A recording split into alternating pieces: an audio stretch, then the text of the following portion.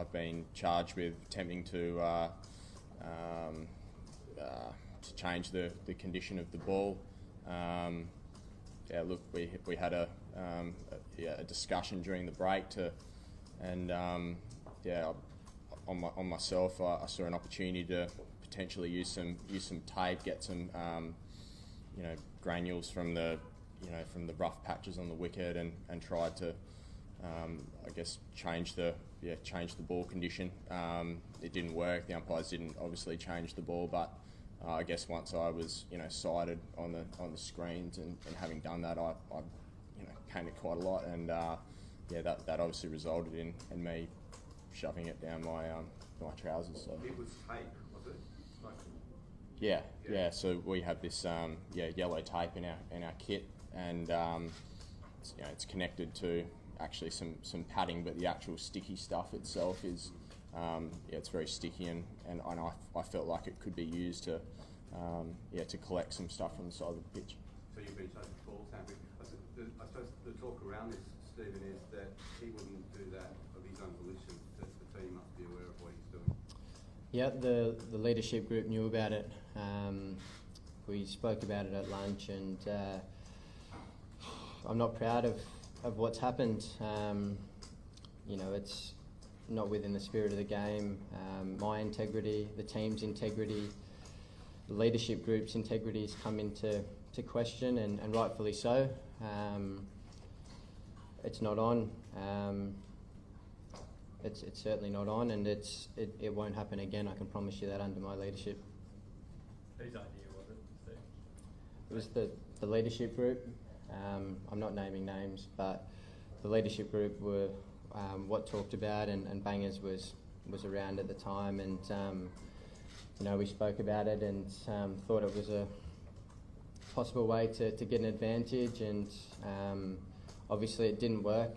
The umpires didn't see it change the way the ball was behaving or how it looked or anything like that. So poor choice, and we're deeply regrettable, I guess, our actions. And was it a discussion with coaches, like was Darren involved, or did he know before? No, the coaches weren't involved. It was purely the players and the leadership group that came up with this, and as I said, it's not on, and I can promise you it won't happen again. Steve, sorry mate.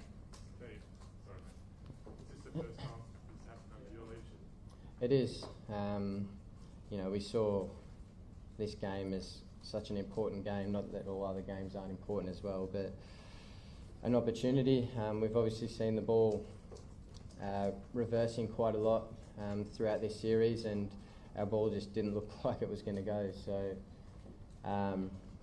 that's a mistake on our behalf again. It's such poor actions, and deeply regrettable, and certainly won't happen again under my leadership, I can promise you. Steve, we'll obviously be questions asked now. Mitchell Stark's brilliant, getting the ball through reverse swing in the first test in Durban. So obviously, when things like this happen, there will be question marks, when it happened, whether this was a result of that. Yep. Yeah, you can ask questions as much as you like, but I can promise you this is the first time that it's happened. And I think I've made it clear. We're regrettable, and we'll move on from this, and hopefully we'll learn something from it. I'm embarrassed. I know the boys in the shed are embarrassed as well.